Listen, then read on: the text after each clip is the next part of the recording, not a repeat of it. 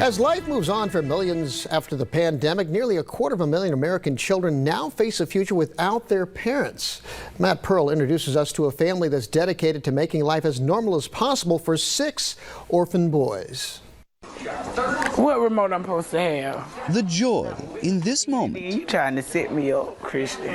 is obvious. How you get way up there in front of me? On a Tuesday afternoon, Carla Hamilton plays video games with her nephew Christian. Trying to cheat. Come on, let's go. She always joked she never wanted kids, but she not only embraced her own, she helped her sister care for hers. They knew we was gonna wrap them in love and that they had us regardless, like immediately. Today, Carla continues to wrap in love her 6 nephews. Oh, that's you, Cassius. Thought you were Kobe. Cam, Kingston, Christian, Kendall, Kobe, and Cassius, all between 5 and 15, all without their parents. I've just gotten to the point where I can look at them without crying.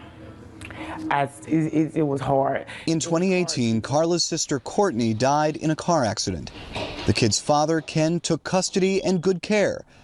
But in the early months of the COVID-19 pandemic, he came down with COVID-19. He never came back to the house. You know, got COVID, got quarantined. He had to be in quarantine, and that's the last they remember. And he never came back. Nearly 3 years later, Ken and Courtney's children are among the estimated 220,000 who've lost a parent to COVID-19, and the nearly 300,000 who've lost a caregiver. 30 minutes after playing video games with Christian, Carla takes her dad to the doctor. Technically, the children's grandmother is their caregiver, but Carla handles their school enrollment, their appointments, their needs, along with the needs of her parents. A lot of people let hard times change them. You know, hurt and pain, you can see it on them for the rest of their life. They carry it. And we try not to. You know, we try to be happy and positive and love and not dwell in the hurt. As a mindset, being positive drives her. In practice, it's rarely that easy.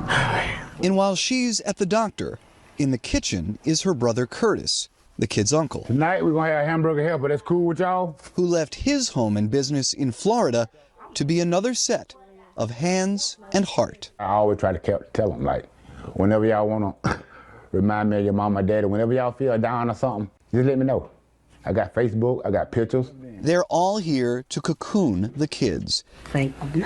There you go, boss. At a time when mental health struggles among children are rising across the country, the grief and trauma of losing a parent to COVID has added an entire wave of children balancing more than they'd ever imagined. In this house, sometimes it's hard to tell. The dinner table is still packed. The floor upstairs is scattered with footsteps and train tracks of precocious Kobe. Now we're back on track. Spend enough time and you almost forget what they're facing. And then it pops up. Like when Kobe's just talking. Sometimes And then he met us. My dad died also. Or when anyone walks by the stairs and sees a shrine to the children's mom. And I was sitting there just chilling.